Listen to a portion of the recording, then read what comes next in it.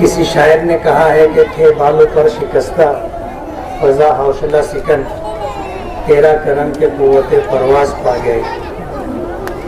حالات انتہائی نامساعد تھے، قدم قدم پر رکاوٹیں تھیں، کیا اپنے اور کیا پرائے، کوئی نہیں چاہتا تھا کہ کام ہو۔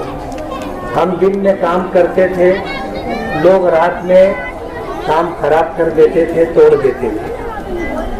ایسے حالات تھے یہ اس وقت جب کہ ہم نے کام شروع کر دیا تھا، ورنہ کام نہ ہو اور کام کا آغاز نہ ہو، اس سلسلے میں جتنی رکاوٹیں، دقتیں، پریشانیاں لا سکتے تھے ہر ممکن کوشش کی، لیکن کہتے ہیں کہ فیصلہ من جانب اللہ ہوتا ہے۔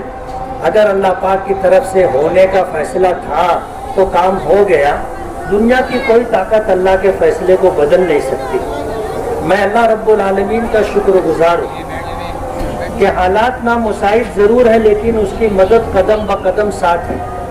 میں MIM سے چن کر کے آیا ہوں، BJP کہو یا شیو سینا کہو، کانگریس کہو، NCP کہو، کوئی بھی MIM کو پسند نہیں کرتا۔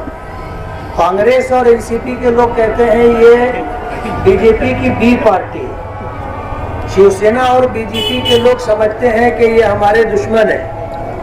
ایسے حالات کے اندر کام کر لینا یہ صرف اللہ کا کرم۔ پہلا سال تھا چن کے آنے کے بعد 2 کروڑ روپے کا بجٹ تھا، 1 سال گزرنے کے بعد 3 کروڑ روپے کا بجٹ ہوا، پھر تیسرے سال میں 5 کروڑ روپے کا بجٹ ہوا۔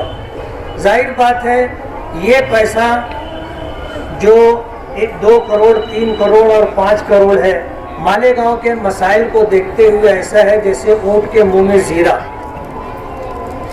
اتنے پیسوں سے کوئی کام نہیں ہو سکتا۔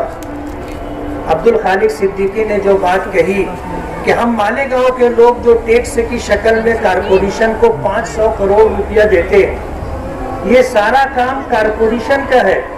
مول بھوت سویدھا مہیا کرنا یعنی راستہ بنا کے دینا، پانی پینے کا ضرورت کا پانی مہیا کر کے دینا، گندے پانی کی نکاسی کا انتظام، گٹر نالا بنا کر کے دینا، لائٹ کا انتظام کرنا، ہیلتھ یعنی دواخانہ کلینک بنا کر کے دینا، یہ سب کارپوریشن کا کام ہے۔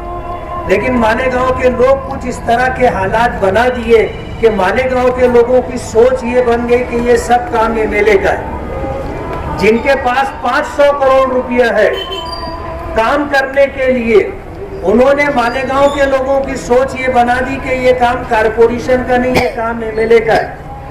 اب ظاہر بات ہے MLA کو 2 کروڑ 3 کروڑ 5 کروڑ روپیہ ملتا ہے، یہ شہر کا کتنا کام ہوگا؟ آج ایک کام کے لیے محلے میں روڈ کی درستگی اور ایک کانکریٹ روڈ کے لیے نالے کی درستگی اور کانکریٹ روڈ پہ 10 لاکھ روپیہ، اور یہ جو کام جس کے لیے آپ نے استقبالیہ پروگرام رکھا ہے 30 لاکھ روپیے کا خرچ، 30 لاکھ روپیے میں ایک نالا بنا۔ ہم نے اوپن نالے کا پرستاؤ ڈالا تھا، لیکن ہمارے جمعیت اہل حدیث کی عیدگاہ ہے، جمعیت اہل حدیث کے ذمہ داران کا یہ کہنا تھا کہ ہماری عیدگاہ ہے، یہاں پر آپ اوپن نالا نہ رکھیں۔ ہم نے یہ پروگرام بنایا کہ نالا بن جائے گا، اس کے اوپر جو ہے ڈھاپا رکھ دیں گے، ڈھکن رکھ دیں گے، پورا نالا اس طرح ہم اوپر سے بند کر دیں گے۔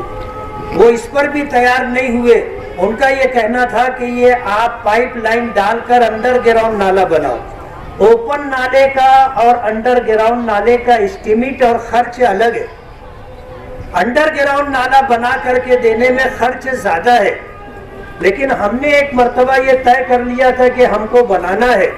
اب اگر ہم اس کام کو اگر ریوائز کرتے، ہم پھر جو ہے ڈپارٹمنٹ PWD میں جاتے اور یہ کہتے کہ ہمیں جو ہے اب انڈر گراؤنڈ نالے کے ساتھ کام کرنا ہے، تو پھر اس میں نہ جانے کتنا وقت لگ جاتا، اور مخالفین کی چاہت پوری ہو جاتی کہ یہ کام نہ ہو، یہ ان کی کوشش تھی، اور ہماری چاہت یہ تھی کہ کام ہو جائے۔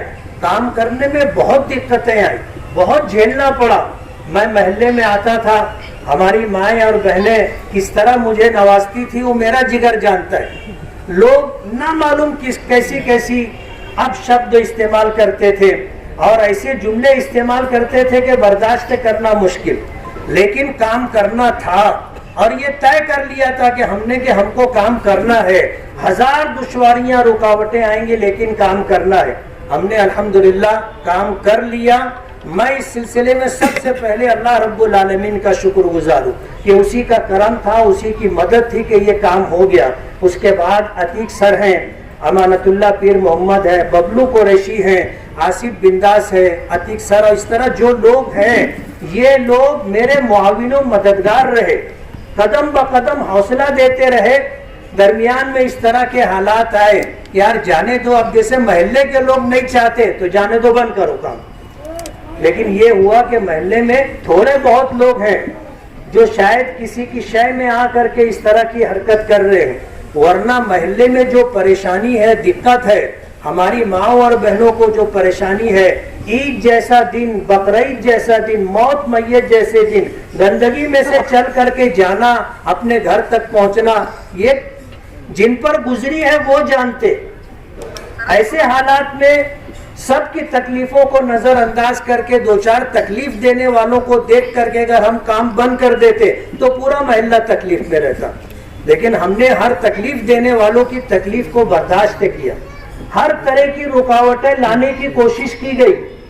تمام رکاوٹوں کو پار کر کے ہم نے الحمدللہ یہ کام کر لیا. آج اس کام کے ہو جانے کے بعد محلے کے لوگوں کو جتنی خوشی ہے, مجھے بتانے والوں نے بتایا کہ اس استقبالیہ پروگرام کے لیے ہر گھر کے لوگوں نے 50-50 روپیہ دیے. ظاہر بات ہے اس جیسے پروگرام کے لیے کوئی پیسہ دے, یہ اسی وقت ہوگا جب ان کو دل سے خوشی ہوگی کہ بھائی ان کا کوئی کام ہوا ہے تو انہوں نے یہ. میں استقبالیہ پروگرام میں جاتا نہیں ہوں, عام طور پر میں نظر انداز کرتا ہوں, کوئی آتا ہے کہ بھائی استقبالیہ پروگرام ہے, آپ نے کام کر دیا, ان کو چائے پلا کر کے ان کا شکریہ ادا کر کے میں روانہ کر دیتا. استقبالیہ پروگرام میں جاتا نہیں ہوں. لیکن اس پروگرام کے لیے میرے اوپر اتنا دباؤ تھا, ان دباؤ میں ایک دباؤ یہ بھی تھا کہ ہر گھر کے لوگوں نے اس استقبالیہ پروگرام کے لیے اپنا تعاون دیا ہے. تو پھر میں نے کہا کہ میں اس پروگرام میں آؤں گا.